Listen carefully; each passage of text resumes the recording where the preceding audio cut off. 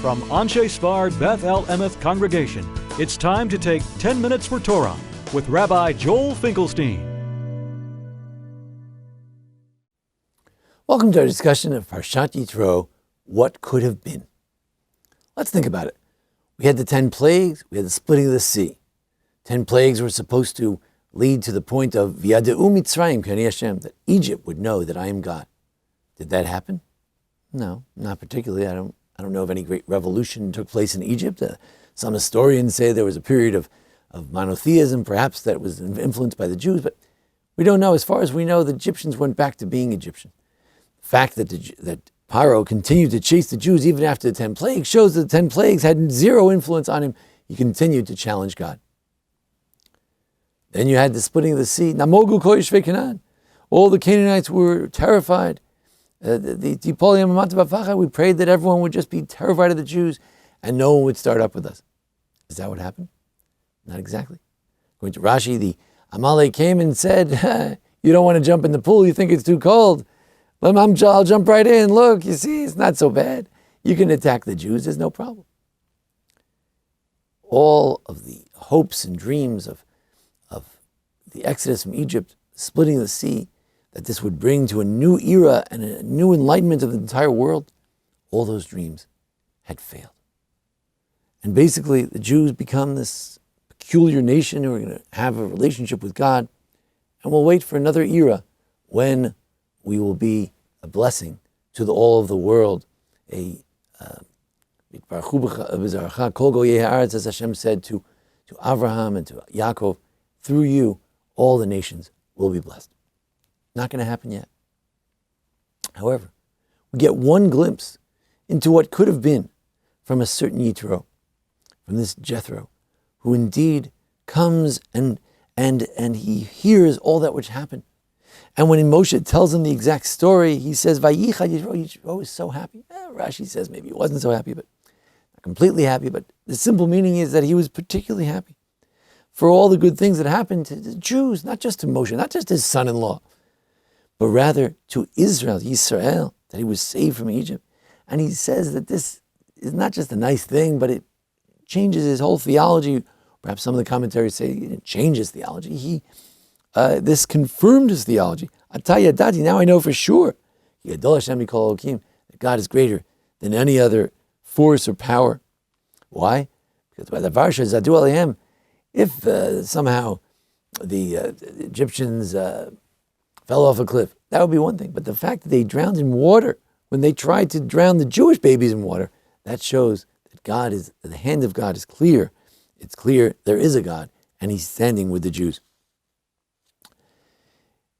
This notion that there could have been people, there could have been a reaction among humanity, similar to Yitro, but on a massive scale, and this is a very exciting possibility. Now, Yitro is the shill. He's the other reaction. What's the other reaction? Amalek.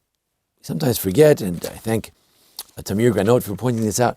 We forget that if you turn the page, go back to last week's Parsha, Amalek is right there. And Amalek and Yitro are connected, because Amalek is always associated with Midian, right? In the Tehillim, we talk about Lama Ba'u Goyim Nechatecha. We talk about Amalek and Midian. They go together. Or if you look at the curses of Bilam for the different nations, he talks to Amalek, and then Vayarta Keni, and then he talks to Keni. Who are the Keni? The Chevra Keni Nifrad Mikain V'nei Chovav Chotein Moshe. We know from Shoftim, from the Haftorah last week in Beshalach, that the Keni were from the family of Moshe's family. So you have two groups. You have Amalek, whose reaction to all the miracles is, so what? Look what happens when I attack the Jews. I can succeed. I can have some modicum of success. Don't worry about it. Forget about God and the Jews. And then you have Yitro, who says, look, this shows that there is a God. I embrace the God of Israel. Whether he's a convert or not, it's not important. He's going to be an ally of the Jews. Yael, in last week's Haftorah in Judges chapter 4, it shows that she sides with the Jews. They're more like a ger tosha. They connect with God. They connect with Israel. but they're not necessarily Jewish, because that's not the point. The point is not for the world to become Jewish. The point is for the world to become like Yitro, who recognize God. Tamir Granot points out, scholar in Israel, that the notion that Amalek went this way and Yitro went that way, don't think these are two like completely different types of people. If you look at the children of Esav, what do you see? He had one son, Reuel, and then he had Eliphaz. Who's Reuel? Reuel is what he calls the Av Tipus. Reuel is like saying Pharaoh. Sometimes you have a grandfather named Avraham, and then the grandson's name is Avraham, and then the great-grandson's name is Avraham. I have in my wife's family, Asher. Asher goes back 10 generations. So too, perhaps, it's only a conjecture, of Tamir Granot, perhaps the Reuel is the son of Esav. Esav, supposedly the hater of the Jews, the big arch anti-Semite. No. Yes, one son was Eliphaz, and he gives birth to Amalek. But the other son, Reuel, is the father of Yitro. Yitro's name was also Reuel, in the sense of like Pharaoh or Abraham or Asher. That was a family name. His name was Yitro, but the position he held was Reuel. And why was it that his daughters were chased away? After all, if he's a Kohen Midian, if he's one of the elders, he's a priest in Midian, he's an officer. Some say Kohen means officer. If he's an officer, why do they chase away his daughters? Don't they respect the Kohen's daughters? Because he began to reject the idolatry. And like Abraham, he began to reject idolatry, and therefore he was losing respect in his community. Yitro is one of the mentors of Moshe. Yitro brings gifts to the Jewish people, gifts of politics. He understands how civil society should be organized. He brings those gifts. That's the idea. If we look in the prophecy of Isaiah, in the end of days, the nations will come, and they will come with horses, and they'll bring gifts. And what does that mean? That they will bring the gifts of society. They'll bring ideas of democracy, ideas of a Western culture and values, the higher culture, the good part of Western culture. They'll bring that to the Jewish people. There are gifts that the nations can bring to us. Moshe didn't say, the Goyim, you have ideas, what do I need from you? Kabel tamet mi shamra. His father was a wise man. He was his teacher, his mentor. He said, no, whatever you do, I'll do. That sounds like a great idea. I'll make officers. Moshe listens. He's taking the gifts of the nations of the world who could have been like all like Yitro, who would bring gifts to the Jews and help the Jews and be part of this project of bringing godliness to the world. You have Amalek and you have Yitro. You have the descendants of Eliphaz, one son of Esav. You have the descendants of Reuel, the other son of Esav. There are good people and bad people. The same family can produce two different types. There's a choice. If people would think like Yitro, they could be like Yitro. Every person could be a hero and stand up against anti-Semitism, stand up against hatred, stand up against idolatry, stand up against false theology, and they could indeed embrace the God of Israel. It can happen. It can be true. It can happen in our day.